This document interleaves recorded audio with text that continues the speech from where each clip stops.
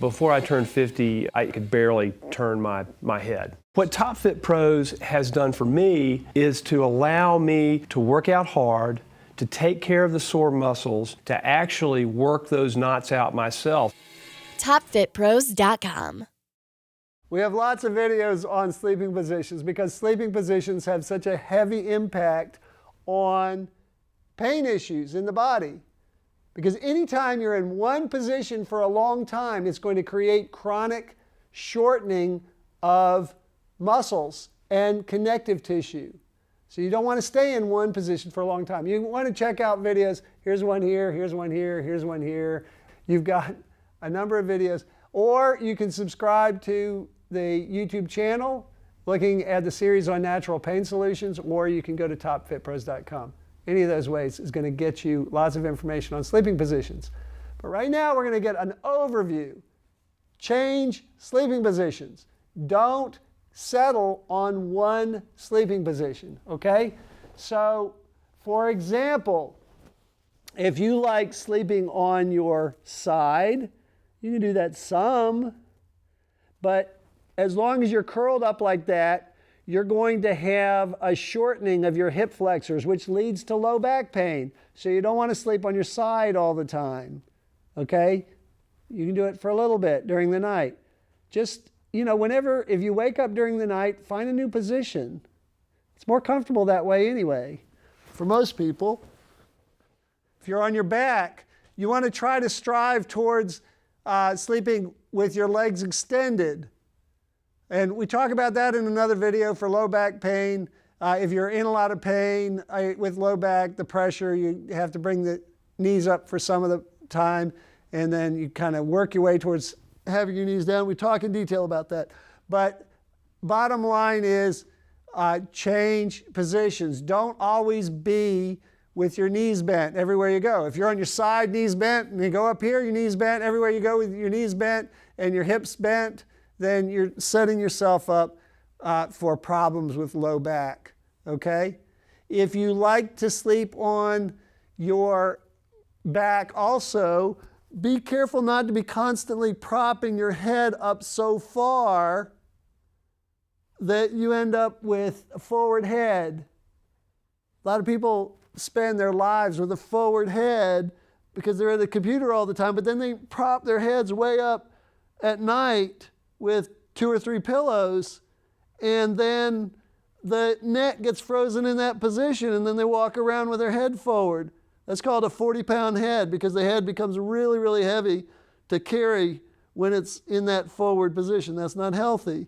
We want to start to bring the head back. So you don't want to have a lot of pillow under here holding your head up. Some chiropractors recommend a towel rolled up under your neck. I wouldn't put a lot of towel. You can put a little bit, but if you're going to have, and I'm not going to countermand whatever your doctor or chiropractor tells you to do, but I'm just saying overall that we don't want to have excessive push forward on the neck. You want to bring it back into a more normal, natural position so your ears can be in line with your shoulders when you're going through your daily routine, right? If you'd like to sleep on your stomach, a lot of people, that's a controversial thing. If you can believe that sleeping positions are controversial, they are.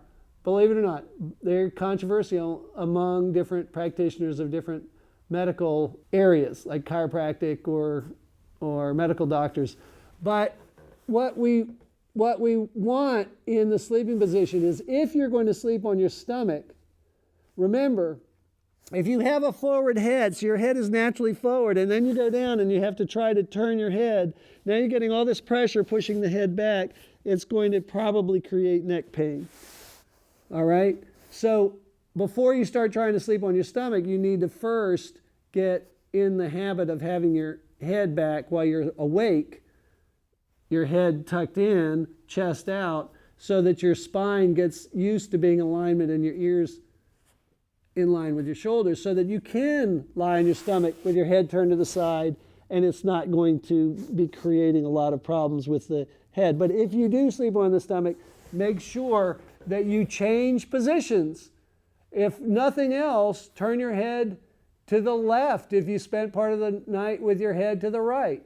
So you look both ways. Don't spend every night, all night, lying on your stomach with your head turned one way, right or left, because then you're going to create chronic shortening, once again, in certain muscles, and that will lead to pain, neck pain, there are kinds of problems there.